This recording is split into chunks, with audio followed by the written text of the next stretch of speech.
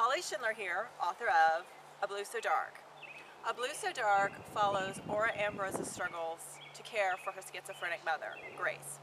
Grace has stopped taking her medications, and as she is sinking deeper into the darkness of her mental illness. And Aura feels very alone in this situation as she tries to help care for her mother.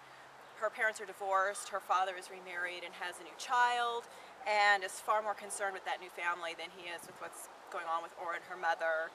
Aura's best friend Janny is a teen mom and is far more concerned with raising her son and is facing so many more challenges than she used to, and just doesn't have the same kind of time for Aura that she used to in the past.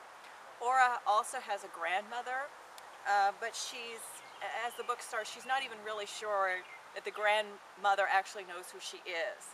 Aura's mother, Grace, and this grandmother had a parting of ways when they were younger, and her mother also doesn't want Aura to contact this grandmother.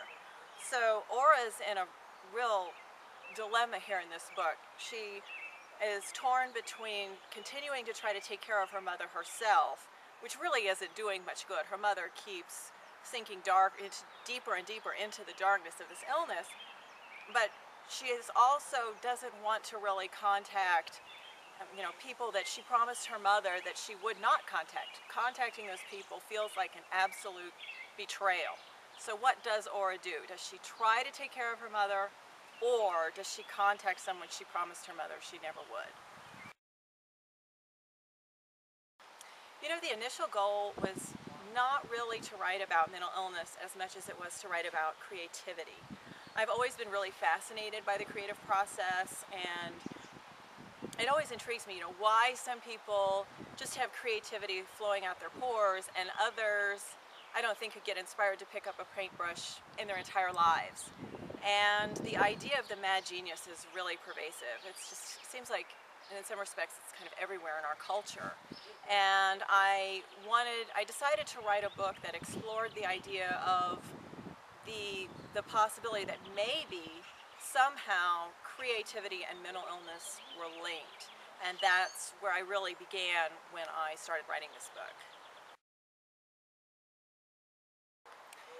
To me, the aha moment of inspiration, that spark of inspiration that you get, is a little like a hallucination.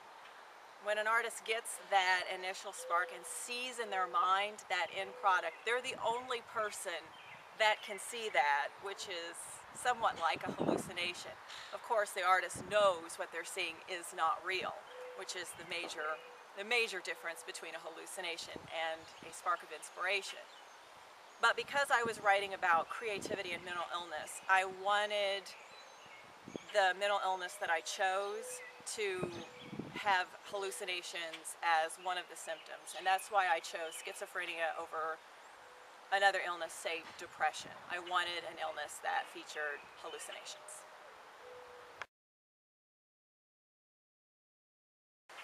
For Aura, art is an addiction. She is a writer, she's a painter, just like her mother, and also Aura's grandfather was also an artist, and he was also schizophrenic. So for Aura, she sees art as a drug that she is addicted to, but that also brings out illness in the same way that smoking is an addiction that also brings out a slew of illnesses like lung cancer.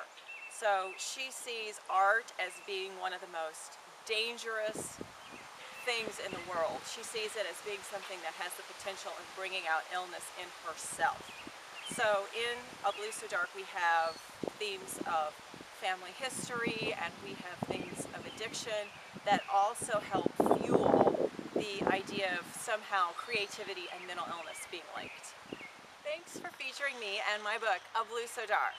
If you'd like to catch up on the latest about what's going on in my writing career, be sure to stop by hollyschindler.com, and I love to meet new readers, so please be sure to stop by and say hi.